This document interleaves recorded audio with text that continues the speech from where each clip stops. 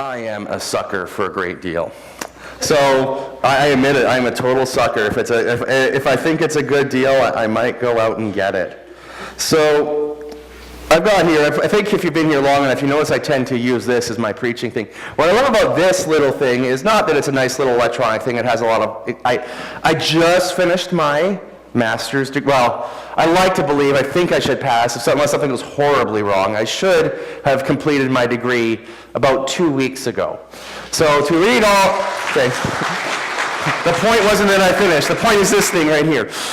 The point is my textbooks all fit on here. And if you've ever been in school long enough, especially younger guys, when you get older and you got to go to college, the books they give you could use them to build a foundation of a house. They're so heavy. All my books fit on this little thing. It's great. It's so wonderful. And what I love is that I think I paid $10 total for it because I had a ton of points for Best Buy. It was on sale. It was a great deal. So, who's got a story? We'll take two stories, great deals that you have gotten on something. Brittany. For my chocolate fountain for my birthday 2 years ago, I spent $10 on chocolate, but it was $90 worth of chocolate. Wow. Nice. Jack. I got basketball for free. Nice. How'd you score that? I was a ball boy, so I got to sit on the bench for the basketball. There you go. You just have to become a ball boy for the Harlem Globetrotters. You get free basketballs. What a deal. I don't know what the process is, but there we go. This has been pretty good. We'll take one more. What best deal you've ever gotten on something? Can even be an adult. Well, I'll take Matthew. A bike. A bike. What made it a great deal? Because it was only like $5. It was supposed to be $30. Nice. $5 is like 30. All right. Well, or 13. All right. Quiz time. So we're gonna put up something. I need you to tell me what it stands for. What's that? Somebody tell me. Carson? Or Carter? Sorry. Totally. Buy one, get one thing. If you buy one thing and it's on a special deal, you'll get the exact same thing. Very good. Buy one item, get another one, something similar for free. All right, next one. Oh, these are pretty easy, Matthew. 50% off. What's that mean? 50% off. Ava? Because it's 50 less than what the total amount of money is for an item. Yeah, so if an item is listed at $20 and it's 50% off, it's $10. Good job.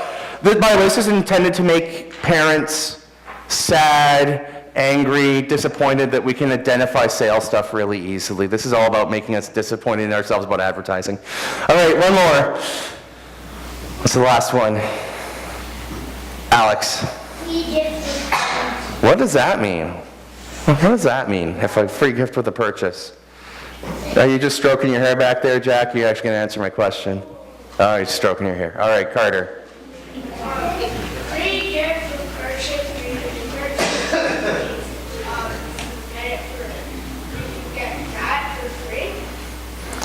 Yeah, I buy this big thing and they'll throw in a toaster. Maybe I don't need a toaster, but they'll throw in a toaster for me. Or like the Rogers right now is advertising, you get a bundle, we'll give you a $200 Visa gift card. Here's the thing, whenever we find a great deal, we find a great place to eat, we play a great game, what's the one thing we want to do for our friends? What do we want to do? You find a great deal, you find a great place to eat, you get a great game, what do you tell your friends? Carter? I bought something from the store and it was really good. When I bought it, I got something for free back. Yeah, you say, I got this great deal. You got to totally go to Best Buy or Walmart or wherever you shop. Or you got to go to the Garlic Democracy. The pizzas there are amazing, and they are, by the way. The Garlic Democracy. See, I'm plugging them, even though they haven't paid me. I play a game. Man, this is the best game. You got to go out and get it so we can play it. Whenever we get excited about something, we tell people about it. Well, in our church, we've been doing a series in our messages on Sunday morning, spiritual disciplines. And we're getting close to the end. And what's the thing about disciplines? Disciplines are about things that are going to help make us spiritually healthy and strong. So what did we talk about in church last week? It's kind of a big deal. Last Sunday, maybe you weren't here, maybe you were somewhere else, but what did we celebrate last Sunday? What did we celebrate, Matthew? Easter. And what does Easter celebrate? The birthday of the Easter Bunny, right? No. Xander, what do we celebrate at Easter? Jesus rose from the grave. That's what we celebrate. We try to celebrate that every Sunday morning in church, but we celebrate Jesus beating death. Well, today our Bible passages we read, they're going to pick up on that. What did Jesus do after he rose from the grave? And the two passages we had out there that were read are about the responsibility Jesus gave the disciples to tell everyone about what Jesus had said and done. And here's the thing. That responsibility is not just theirs, it is ours today. So there's just two quick things I want to talk about around that. The first is, we need to go. It's an important thing. It's go. When you say go, what does that mean? Sit down and twiddle your thumbs.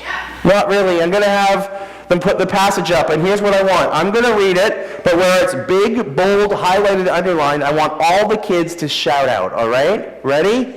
So you must go and make disciples of all nations. Baptize them in the name of the Father and of the Son and of the Holy Spirit. Matthew 28:19. When Jesus knew that he was going to be leaving, he didn't tell them to wait around, at least not long term. He tells them they need to go. They're not supposed to stay where they are. They're supposed to go around telling everybody about Jesus and all the things he said and did.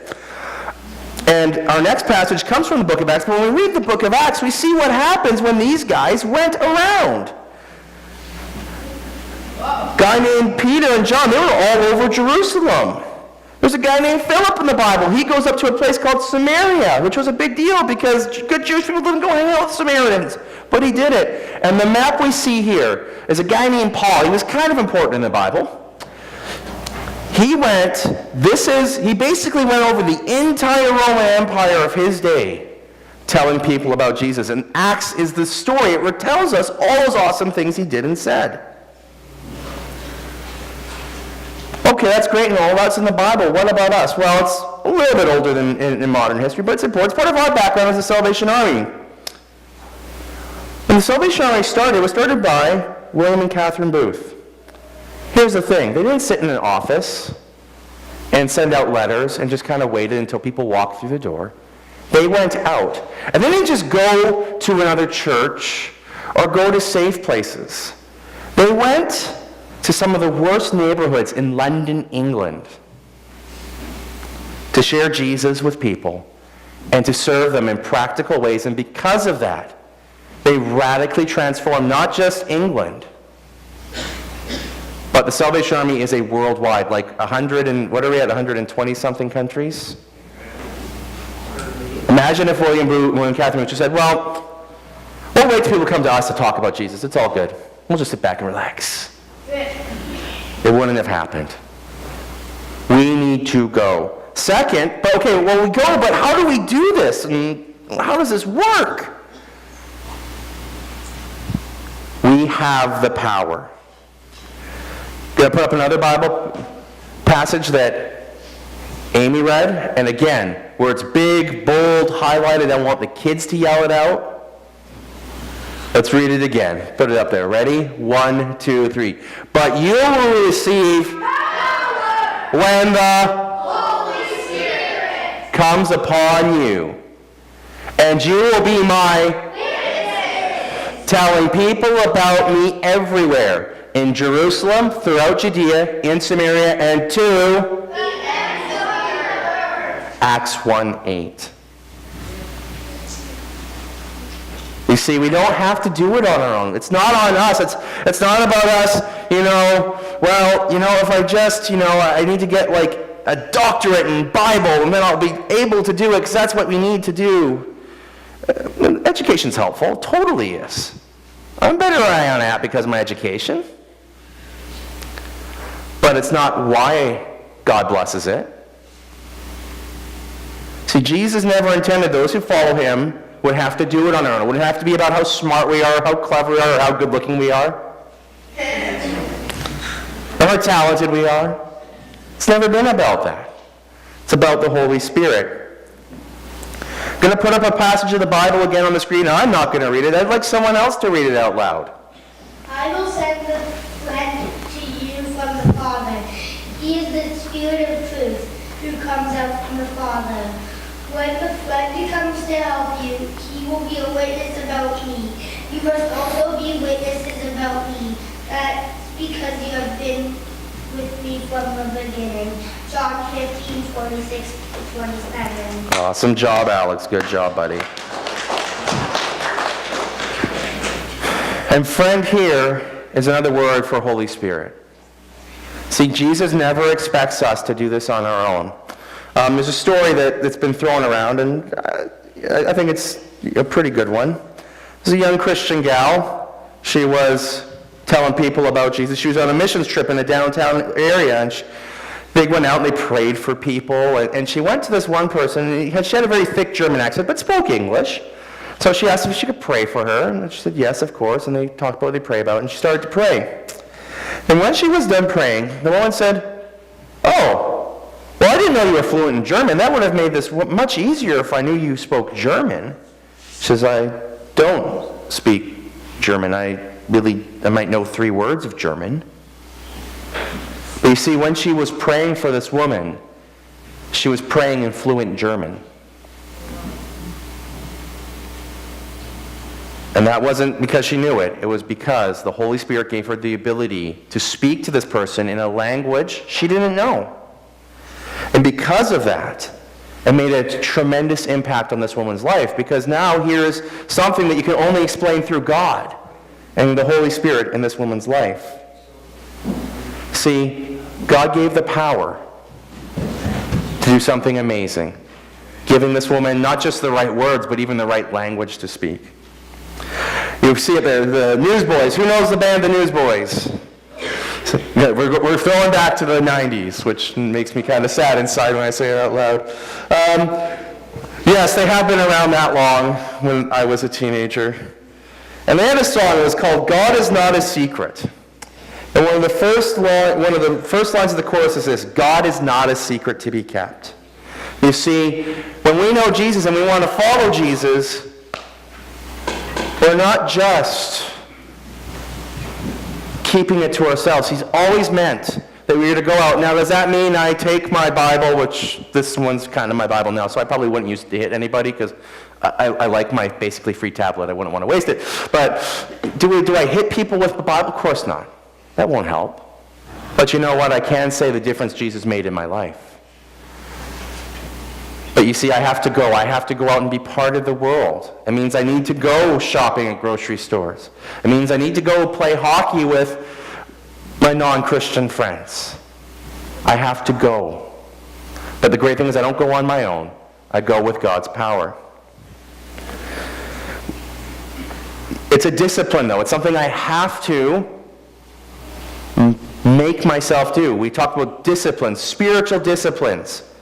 So you exercise people. Are there mornings that you just don't want to do that one more squat or another lap? Or are there 5 minutes of lifting weights? Has anyone been there? There right now, actually. There's times I'm just like, I'm too tired. But you know what? You get stronger when you do your exercises. Well, you know what? As we are stronger when we go and we say, you know what? I'm really nervous, but I want to invite my friend to Pioneers or to day camp or even to church. Sometimes church is the scariest one. You're like, well, Pioneers, we play games, kind of goes like church. Oh, man, there's this big guy in the front with a beard, and he talks about the Bible. I don't know if they want to do that. But you see, we take those risks, and I think God honors that. I'm going to invite our music team to come back, the praise team, and we're going to play a song, Mighty to Save. You see, what we're telling people is that not just that Jesus was a really cool guy who knew lots of cool things and taught lots of cool stuff, which is important. It's a big part of what he's done and said. That's not the only thing.